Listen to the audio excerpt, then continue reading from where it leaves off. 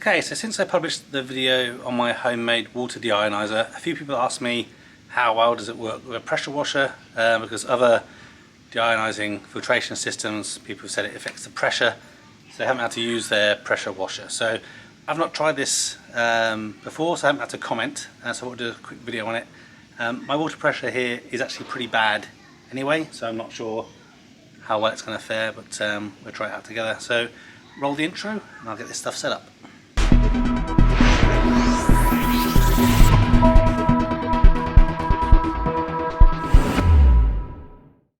Okay, so I'm going to give my bike a quick clean, which is why I've obviously set up the pressure washer and everything. So again, I wouldn't normally use the pressure washer actually with the deionised water, because for me it's more about the rinsing, trying to stop the water spotting. But I've got things connected up. I'm using my Karcher K4 Premium Ecologic pressure washer with my homemade deioniser. It's a little bit tight up there, a little bit of water coming out. So it's alright, I'm going to turn it on and then basically see how well it works or not. Okay, so I've got it with hardly any pressure on.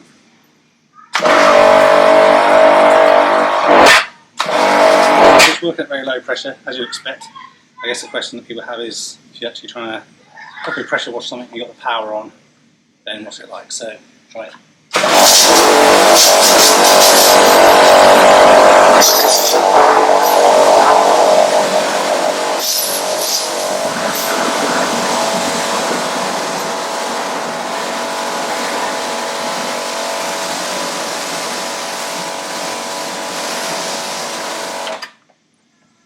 Seems to be working fine. I'll just try it for a little bit longer, make sure it's not a strange fluke, and also extend the cable out a little bit more.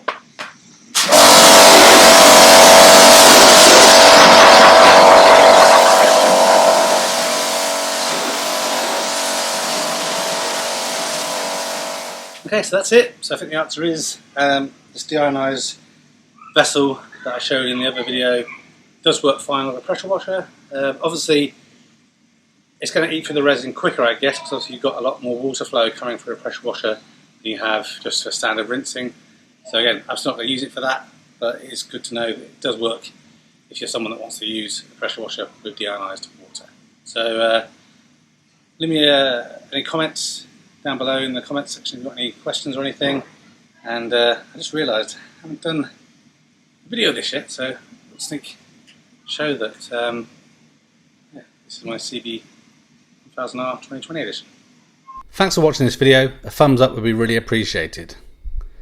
If you're interested in other geek type videos, please consider subscribing to Spectrum Geeks.